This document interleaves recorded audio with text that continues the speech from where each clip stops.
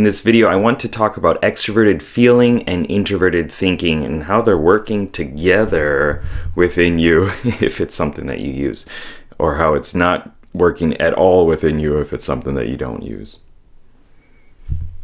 Like me.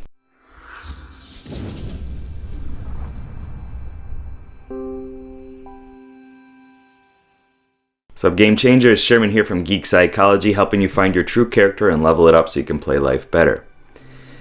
I was talking to a friend, an INFJ friend, and he works as a chaplain at a hospital, and he helps people deal with death. And so thus he deals with death a lot too. And all of the struggles and the problems that people are having when they arrive at that point in their life. And it got me thinking a lot about how introverted thinking and extroverted feeling are both dealing with these two different forms of systems thinking. This is something that I heard my mentor talk about before too, but it hit home hearing him talk about it. So I just want to give a little, brief story behind it. He was talking about how he's managing all of these people, and all of their own life circumstances are very important. And extroverted feeling is pushing him, or pulling him, compelling him to support each person that is in that room and make sure that everybody is feeling as good as you can feel, and caring for their needs, right? Proactively getting out this. Why I always say it's proactive support. It's that unifying character that is making sure everybody is feeling good, and their health bars are topped off, and everybody's able to work well within that system. Then you also have introverted thinking that's making sense of the data, making technical sense of this holistic system of how all of these data points, all this information is interlinked, and how you can just make a slight shift here and it's going to impact the larger system. And with that, you need to often find holes in logic.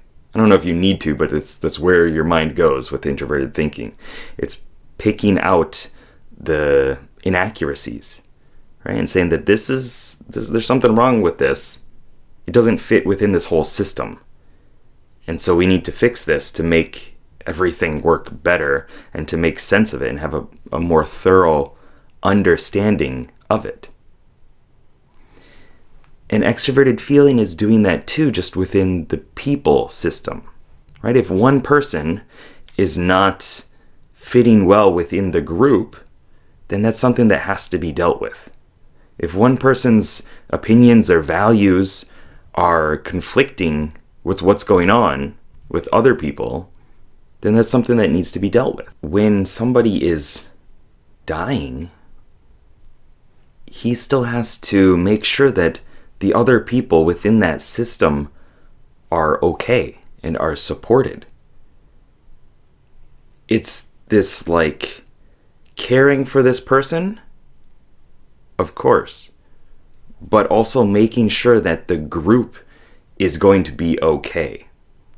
And I think that's similar to what introverted thinking is doing. It's focusing in on this one piece of information to make sure that the whole group, the whole system is okay. And sometimes, as you might know, within any group, whether it's online or in real life or whatever it is, there are some people that are pushing buttons and causing problems and things like that.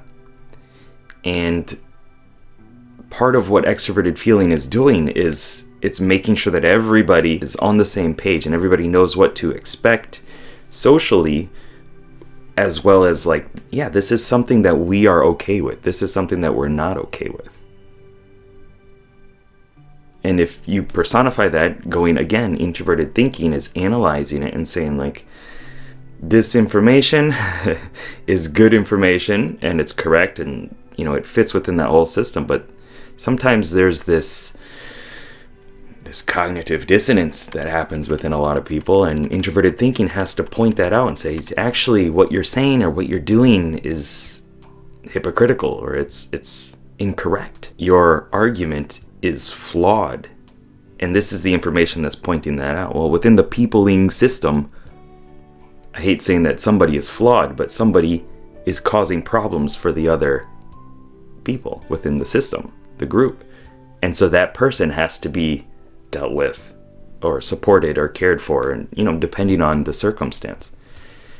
So I just wanted to share that a little bit because it really brought some clarity to how I see introverted thinking and extroverted feeling, especially as somebody who has it in the unconscious functions 5 through 8.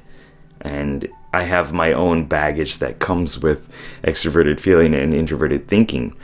So any kind of clarity around this is really helpful for me, and hopefully it's helpful for you too. And hopefully whatever I said resonated. Whatever I said, like it's completely gone. I don't even remember anymore. Hopefully what I said resonated with you and led to some more clarity around introverted thinking and extroverted feeling, the unifying aspect and the analyzing aspect. And it helps you appreciate what's going on within that system and how you can also use it for your own benefit, even if it's not your function, even if it's not one of your preferred functions.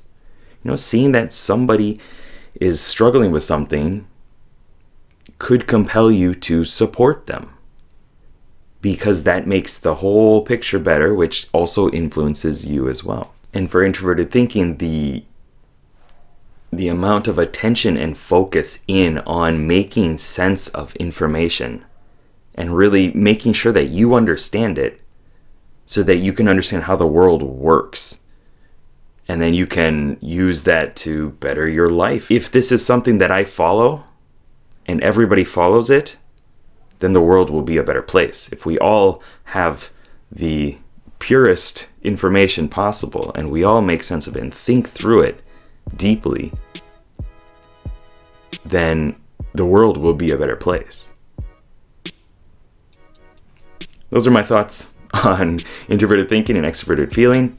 Hopefully it helped. Keep up the lifelong questing. Good luck, have fun. Peace.